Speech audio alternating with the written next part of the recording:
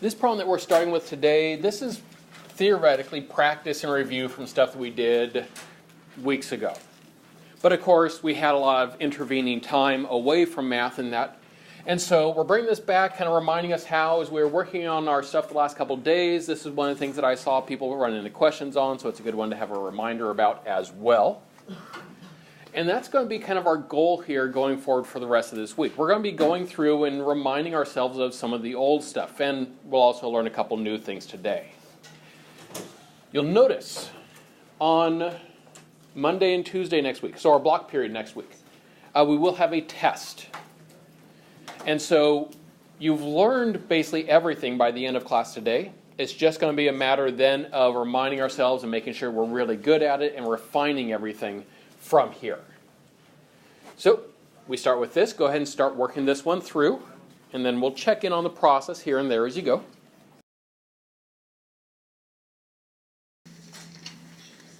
Now, if you're having trouble remembering where to start by getting the square root by itself. So that first step would be get the square root by itself. So we add 2x to both sides. Now it doesn't really matter whether you choose to write this as 2x plus 9 or 9 plus 2x. Either way will work. I just am always in the habit of writing it in standard form, so I always like to write the x before the number. Now that we've done this, the reason why we isolate the square root on this side is because now I can get rid of the square root. So that's the next thing you're going to do. Get rid of that square root. All right, and so in order to get rid of that square root, what undoes a square root from both sides? Squaring it, yeah. We're going to square both sides of our equation. Now the beautiful part about squaring it is that it just undoes the square root over here. So it's just going to leave this 17 minus 4x on that was in the inside. It's just going to leave that on the left side. But on the right side, please be very careful. This is the mistake I was seeing people make at this point. When we do 2x plus 9 squared, it will not be 4x squared plus 81. Because remember, 2x plus 9 squared, that means 2x plus 9, this thing will write, there we go, 2x plus 9 times itself. So we do 2x plus 9 times 2x plus 9, and we multiply everything in the first parentheses by everything in the second parentheses. Make sure you're going through that whole process. Same thing we did earlier this year. Yes, you still have to do it here.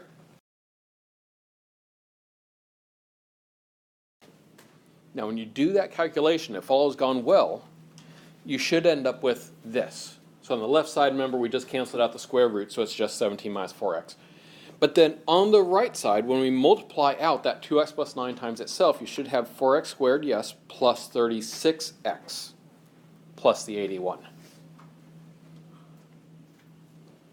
And once we get here, we look at the form of our equation to know what to do with it. And as I look at this, on this side I just see number and x, okay, no problem. But on this side, I see number x and x squared. It's a quadratic. And so this brings us back to the work we did earlier this year dealing with quadratics. In order to solve a quadratic, I can't use square root property here, so I'm either going to factor it or I'm going to use quadratic formula. And I'm sure hoping I can factor it. But either way, the first step is to set the whole thing equal to 0. So, next up, set the whole equation equal to 0, and because I like my x squared to stay positive, I'm going to move both of these, the 17 and the minus 4x, I'm going to move both of those over to the right side.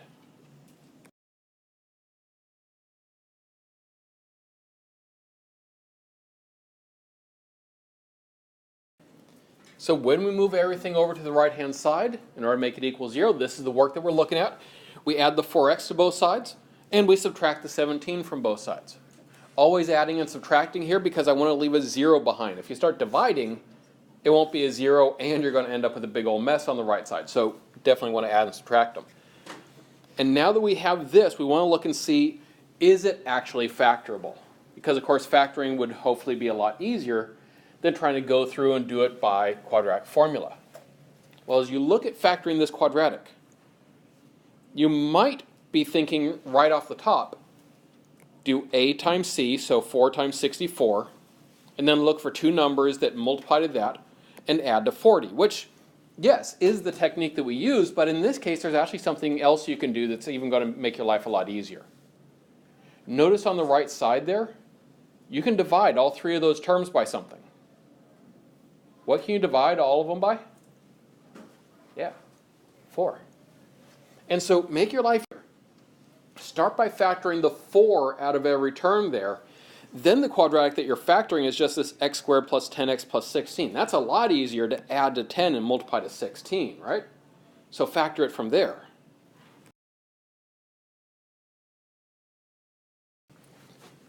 And so now that we got this, we go to factor that x squared plus 10x plus 16, add to 10, multiply to 16. That's going to be 8 and 2. So yes, it's factorable, so we factor it. Thank goodness we don't have to use quadratic formula here. That would be a pain. It'd be a lot messier, and remember, it's a lot more prone to error, so factoring is definitely preferred.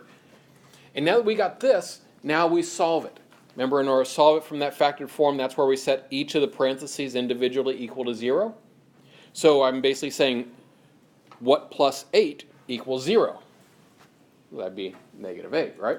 Same thing for the other parenthesis with the x plus 2. We're saying what plus 2 equals 0.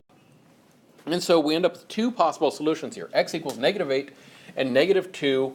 And this is the point when I make some of you sad. And I remind you that we're not done with this one. Because, remember, our rule is that if I have an x inside of a square root and an x outside of that square root in the original problem, I have to plug in my answers and actually check them. I have to check those solutions to see if they work. And we have different possibilities. Both of those could work. It's also possible that just one of them will work, and it's possible that neither of them will work, in which case there'd be no solution. So we actually have to check both and see which scenario is this. Now when I say check there, remember, that means plug each of them individually into the original equation. Not into any of the work you did later, but always into the original equation.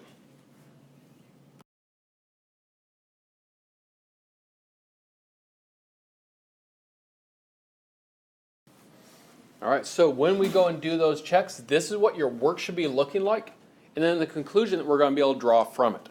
So notice, for that first check, I took the negative 8 that I found originally, and I plugged it in for x wherever x appeared. So I'm plugging the same number in for every single x. Then I'm just working it through. I'm just seeing what it equals. Notice, I'm not moving anything left to right. I'm not doing anything to both sides of the equation. I'm just seeing what does it equal.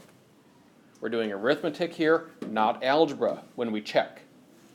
And so we go through, we get square root of 49, which of course is 7. 7 plus 16 is 23, but 23 does not equal the 9 on the right-hand side. So that one ends up getting ruled out. So the negative 8 I plugged in, it did not work. So that's why I crossed out the negative 8 up here. It wasn't really a solution. I repeated the same process by plugging the negative 2 in for all the x's. And when we did that and worked it all the way through, we got 9 equals 9. That is the same on both sides. Therefore, that one works. Therefore, that negative 2 is a solution. So x only equals negative 2. Do you remember what we called the negative 8? We call that an extraneous solution. And so it's just a reminder that when we do these types of problems, we need to check for extraneous solutions. You're always checking for that extra solution, which isn't really a solution. So today's new work is actually going to be based off of these concepts and this work that we did way at the start of this unit of simplifying radicals. So here I've given you 3 radicals. Go ahead and simplify, please, each of those square roots.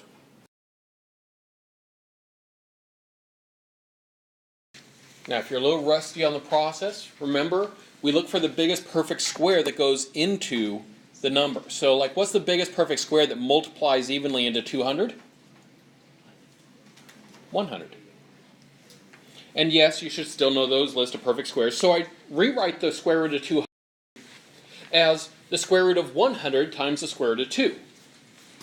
Now remember why we wanted the biggest perfect square. It's because I actually know what the square root of 100 is.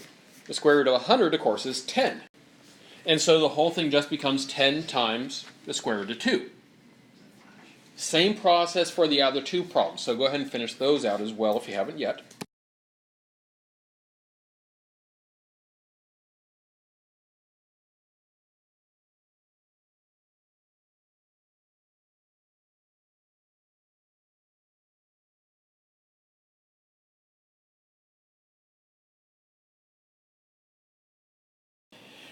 All right, so now that we've gotten these three, this was just practice from stuff that we did at the start of the unit, and yet we can extend our abilities with these in order to be able to now do a problem that looks like this.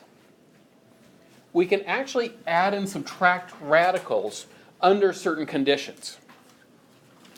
Now, I'll tell you the one thing we can't do is we can't just say the square root of 200 minus the square root of 50 is the square root of 150. It doesn't work that way.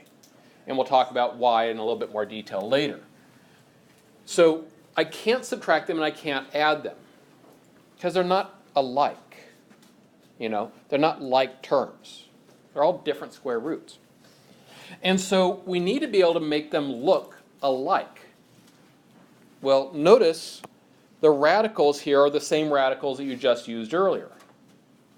Well, that's on purpose. Because the very first step you want to do when trying to add and subtract these is you want to actually start by simplifying every one of those radicals. And you'll notice that by doing that, we now are looking at something that looks very different to our eyes, or at least I hope does. Because whereas before we used to have a whole bunch of different square roots, you now have 3 square roots that are all the same.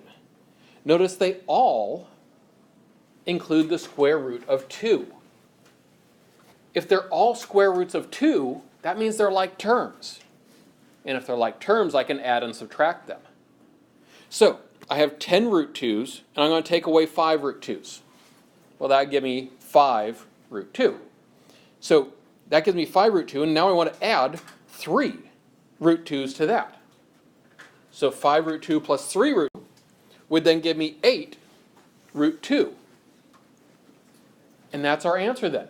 8 times the square root of 2 is what all this stuff would add and subtract to. Now notice we were able to do it because the stuff inside the square roots was the same. That is necessary for us to be able to do any of this adding and subtracting. You can only add the ones that have the same square roots in them.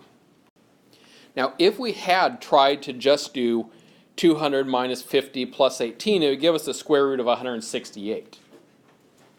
Notice that if you take the square root of 168 and simplify it, you do not get 8 times the square root of 2. It doesn't work. And so just kind of proving and bringing home the fact that we actually have to go through this process of making them all like terms in order to be able to add and subtract them. All right, so for simplifying this one, we got the 2 sets of parentheses. Remember at the start of class we saw something that looks like this already when we were solving that other equation where we had the parentheses times themselves. And we had to multiply everything in the first parentheses by everything in the second parentheses. Same thing is going to happen here. We're going to multiply everything in the first by everything in the second. So let's go ahead and start doing that. I'm going to do the 5 times the 7 first. Well, of course, 5 times 7, that's going to be 35. Then, actually, let's go ahead and color code this. Then I'm going to do 5 times the 2 root 3. Well, 5 times 2 is 10. And the root 3 just stays a root 3. All right, next up. I'm going to go ahead and do root 3 times 7. Well, the square root of 3 times 7, that's just going to be 7 times the square root of 3. There's nothing else fancy we can do there. The numbers outside change numbers outside. Numbers inside radicals change numbers inside.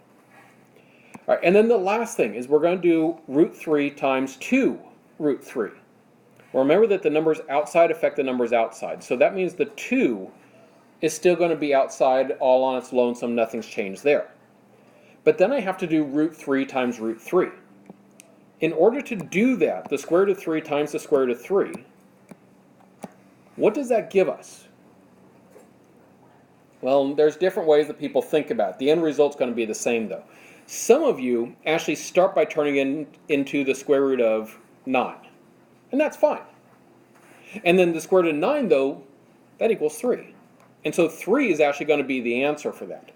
Some of you also end up seeing it as that's the same thing as the square root of 3 squared. And of course we know squaring a square root cancels it out, so that's also why that would be 3. Whichever way you think about it, it's fine. Of course you get to the same place. And they're all really just variations of the same idea. So going back up to my work there, when I write it in there, I'm going to write it as 2 times the 3. Now I need to simplify this whole thing. So I'm looking for like terms I can combine. Well, the 35 is just a 35 plus, well, I can go ahead and now combine these two. I can do 10 root 3 plus 7 root 3. We just saw in the last problem how I can go ahead and combine those. That's going to become 17 root 3. Plus, okay, now I can do 2 times 3 just to simplify that term. 2 times 3, of course, is 6. But notice by turning that into a 6, that's now just a plain old number, no square roots on it. Which means that it is going to be able to combine with the 35. So yes, I do want to take that one last step and combine those. And so 35 plus 6 gives me 41. So it becomes 41 plus 17 root 3. And then that is going to be our final answer here. We can't go any further because, of course, this last term has the root 3 in it. And the first term doesn't. And since they don't have the same square roots in them, I cannot add or subtract them.